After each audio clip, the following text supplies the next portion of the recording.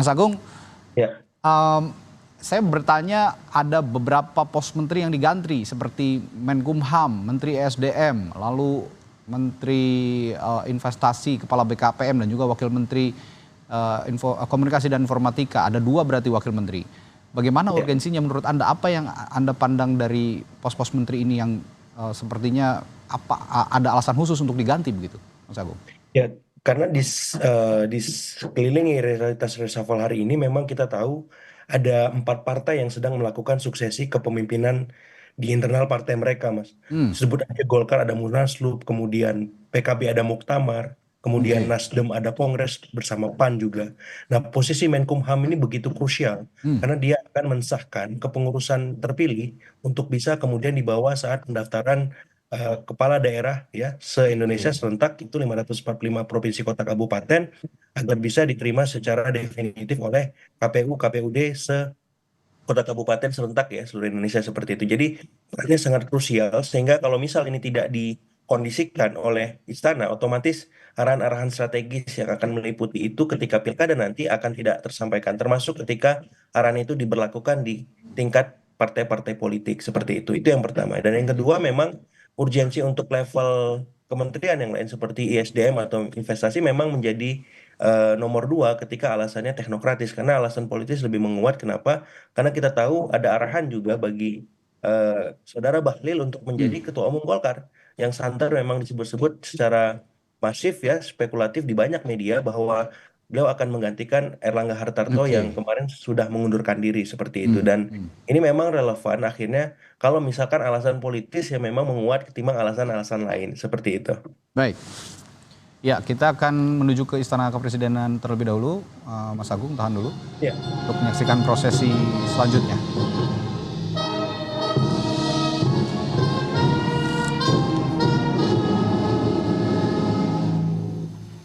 Pembacaan Keputusan Presiden Republik Indonesia tentang pengangkatan Kepala Kantor Komunikasi Kepresidenan dan Kepala Badan Gizi Nasional oleh Deputi Bidang Administrasi Aparatur Kementerian Sekretariat Negara.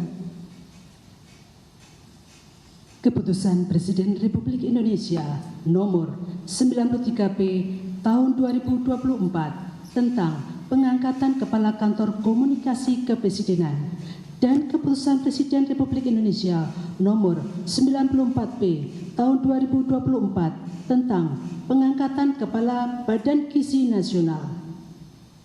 Dengan rahmat Tuhan Yang Maha Esa, Presiden Republik Indonesia menimbang dan seterusnya, mengingat dan seterusnya, memutuskan, menetapkan dan seterusnya.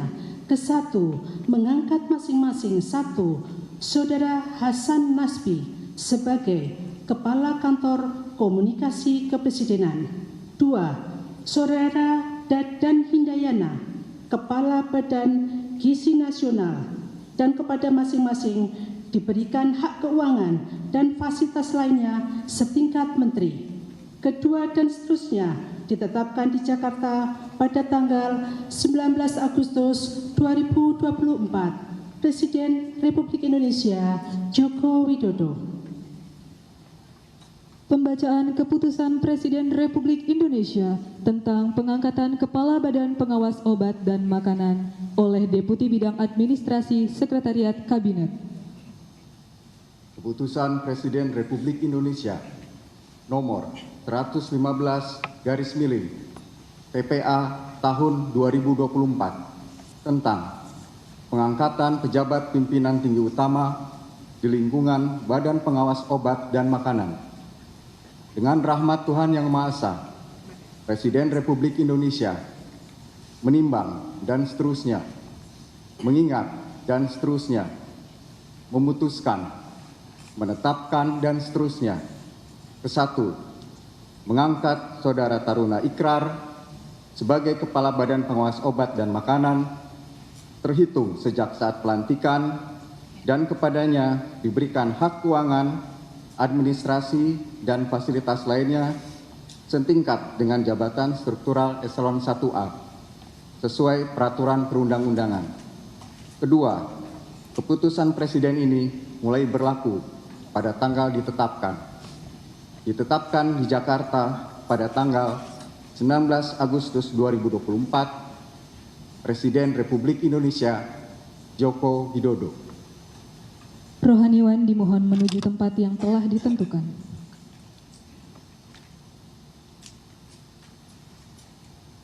Pengambilan sumpah jabatan Kepala Kantor Komunikasi Kepresidenan, Kepala Badan Gizi Nasional, dan Kepala Badan Pengawas Obat dan Makanan oleh Presiden Republik Indonesia.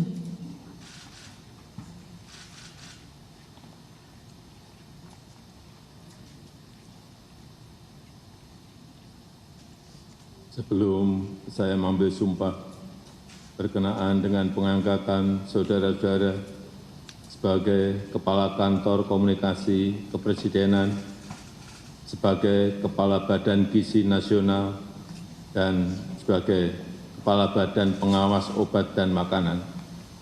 Terlebih dahulu saya akan bertanya kepada saudara-saudara, apakah saudara-saudara beragama Islam? Islam. Bersediakah saudara-saudara untuk diambil sumpah menurut agama Islam? Apabila demikian, harap mengikuti dan mengulangi kata-kata saya.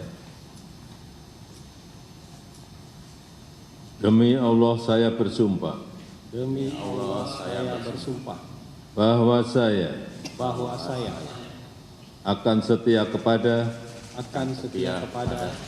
Undang-Undang Dasar Undang-Undang Dasar Negara Republik Indonesia Negara Republik Indonesia tahun 1945 tahun 1945 serta akan menjalankan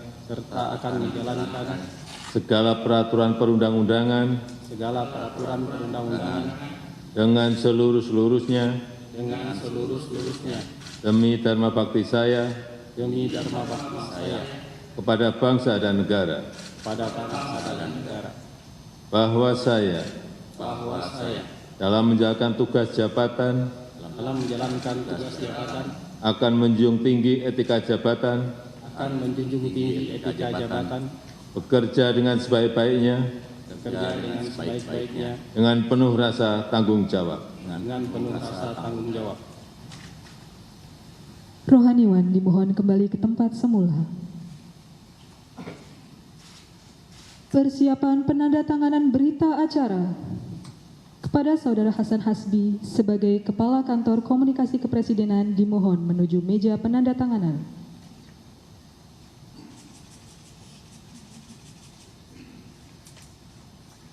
Kepada yang terhormat Presiden Republik Indonesia dimohon berkenan menuju meja penandatanganan. Penandatanganan berita acara pengambilan sumpah jabatan Kepala Kantor Komunikasi Kepresidenan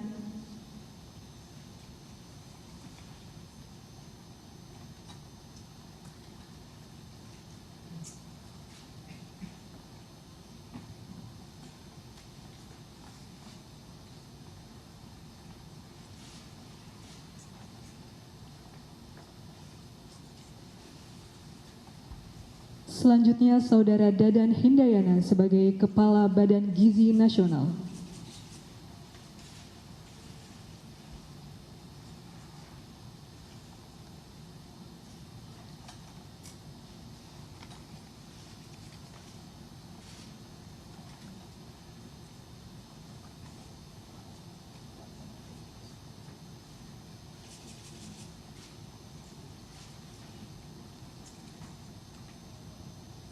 Selanjutnya, Saudara Taruna Ikrar sebagai Kepala Badan Pengawas Obat dan Makanan.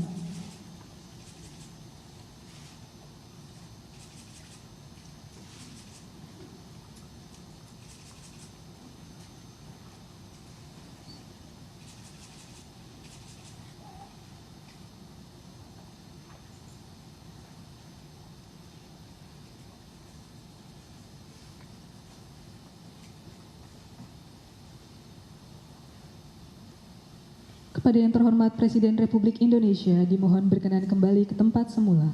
Kepada Kepala Badan Pengawas Nasional, Pengawas Obat dan Makanan dimohon kembali ke tempat semula. Lagu Kebangsaan Indonesia Raya.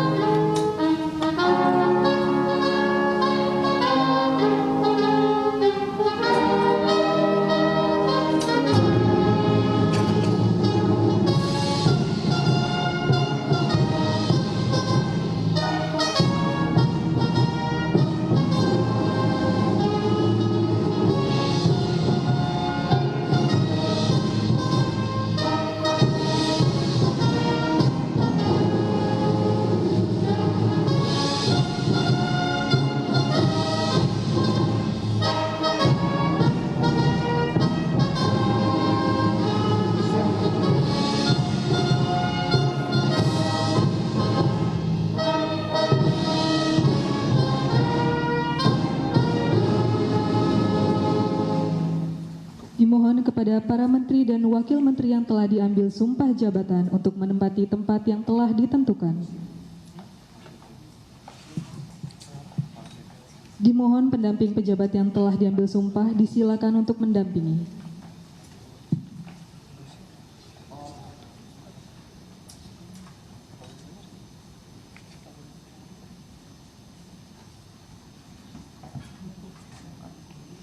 Pemberian ucapan selamat didahului oleh Presiden Republik Indonesia dan Wakil Presiden Republik Indonesia.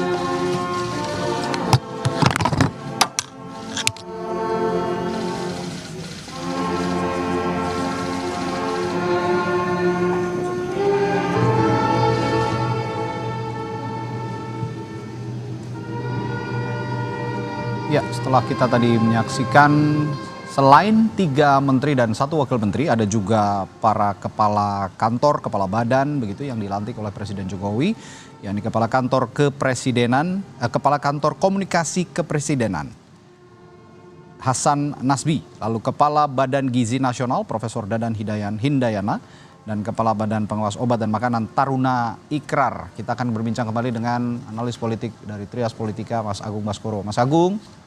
Ya, kalau tadi kita sempat menyinggung apa urgensinya mengganti Menteri Hukum dan HAM di masa transisi. Sekarang saya juga akan bertanya kepada Anda soal ada sepertinya lembaga baru, kepala kantor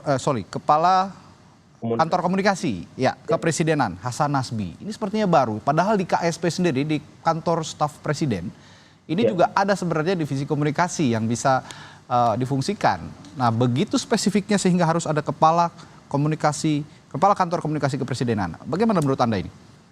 Iya, beberapa kali memang terjadi dalam tanda petik blunder-blunder komunikasi politik ya di depan publik, sehingga memang dilihat KSP ini kurang optimal maupun beberapa tim ke KSP-an untuk menjadi juru bicara di depan panggung depan politik kita. Nah, dengan kehadiran kepala komunikasi ini, saya rasa ini bisa menjadi alur satu pintu yang bisa dikonfirmasi oleh media, publik, dan siapapun yang menjadi pihak terkait agar apa?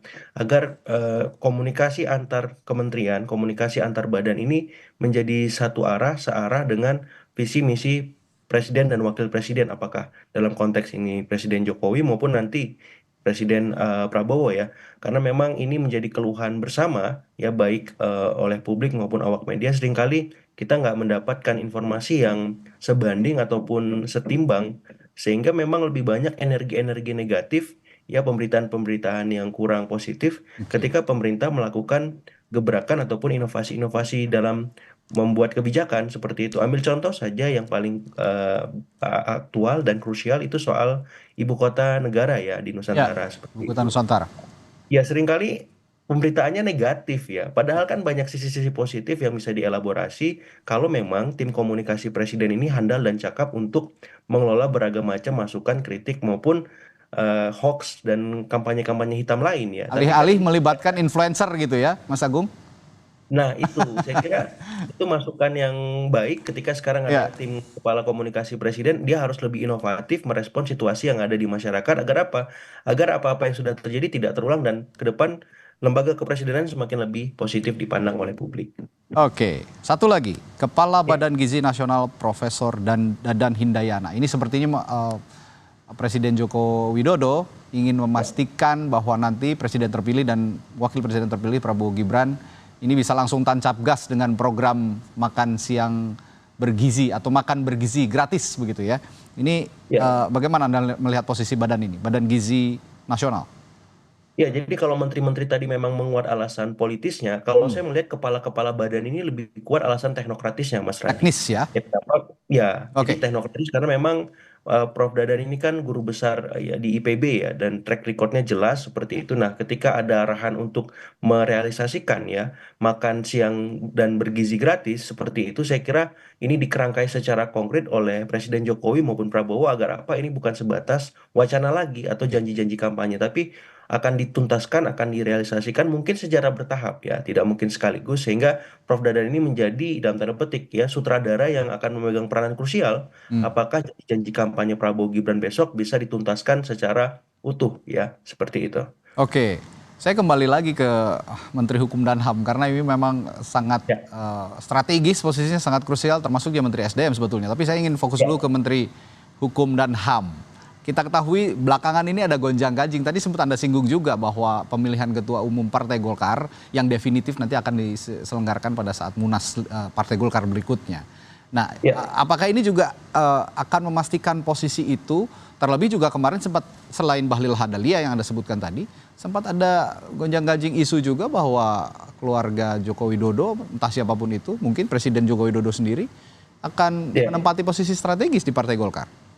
Persis. Jadi dengan kehadiran Menkumham baru Pak Supratman ini saya kira narasi yang akan dibawa istana selama Hmm. prakondisi atau cipta kondisi untuk Partai Golkar sebelumnya Baik. memang bisa terlaksana seutuhnya tanpa kecuali. Hmm. Nah, dengan kehadiran Menkumham baru ini saya kira itu dipertegas dan diperkuat agar apa? Agar istilahnya satu pun skenario yang sudah ditetapkan itu tidak ada yang terlewat, Mas Radi. Oke. Pertama, yang kedua memang kita harus akui juga bahwa nanti akan terdapat dinamika walaupun tidak sekeras munaslup ataupun Munas Golkar sebelumnya, Hmm. tapi yang jelas eh, Presiden Jokowi ataupun keluarga Pak Jokowi yang diwakili oleh Mas Gibran secara langsung ataupun tidak akan memegang posisi strategis. Saya dapat rumor yang Ya. spekulatif yang nanti mungkin bisa dipertanggungjawabkan besok bahwa Presiden Jokowi arahannya memang menjadi ketua Dewan Pembina.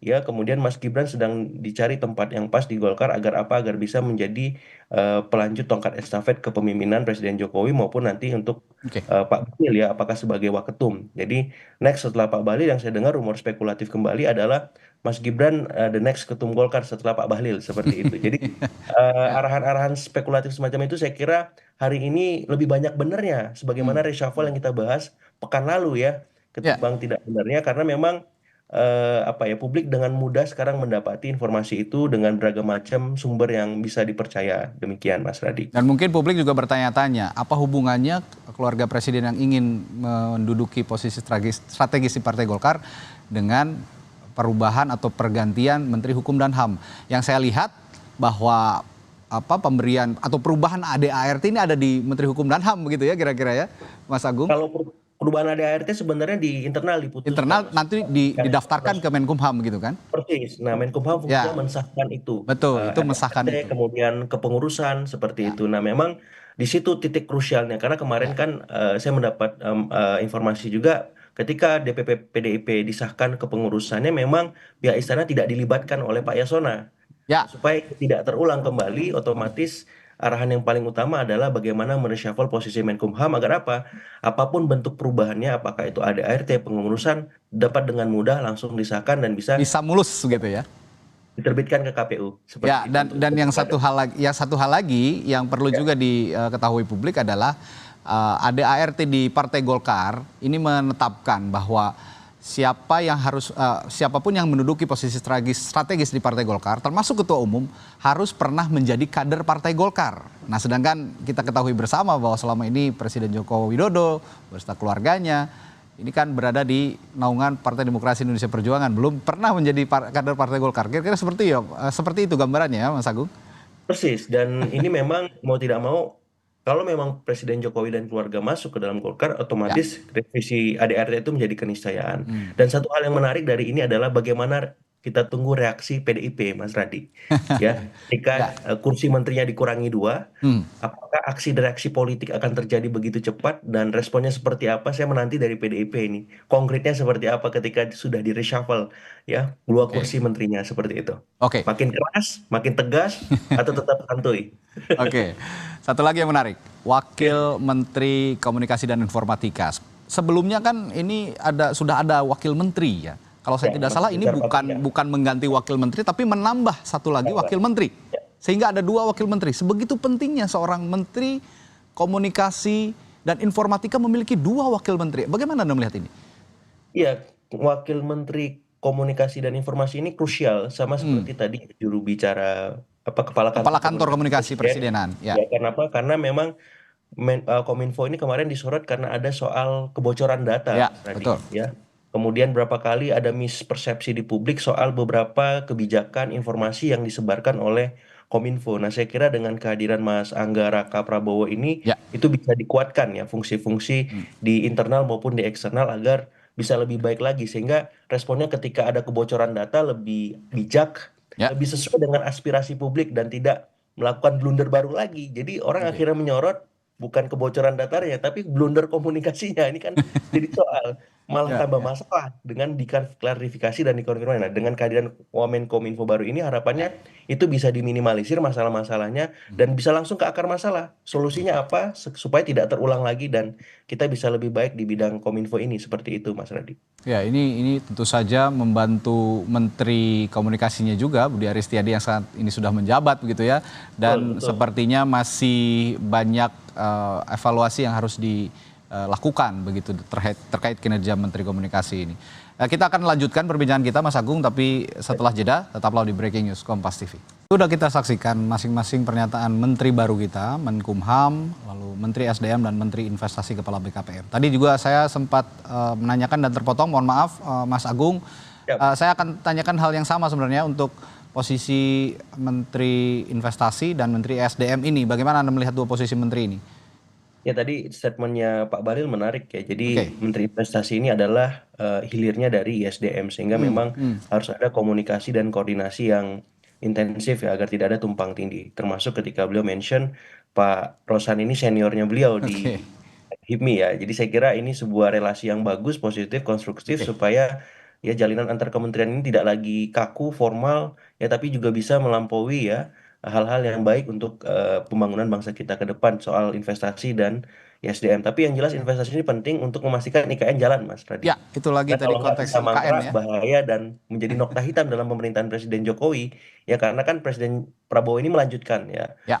Ya awal mulanya di Presiden Jokowi seperti itu. Apalagi Presiden Prabowo Subianto ini punya komitmen tidak hanya melanjutkan tapi juga menyelesaikan proyek IKN ini hingga selesai dan jadi harapan baru ibu kota negara, ibu kota Nusantara. Baik, terima kasih pengamat politik atau analis politik dari Trias Politika, Mas Agung Baskoro sudah menemani kami di Breaking News Kompas TV. Sampai jumpa lagi Mas Agung. Terima kasih.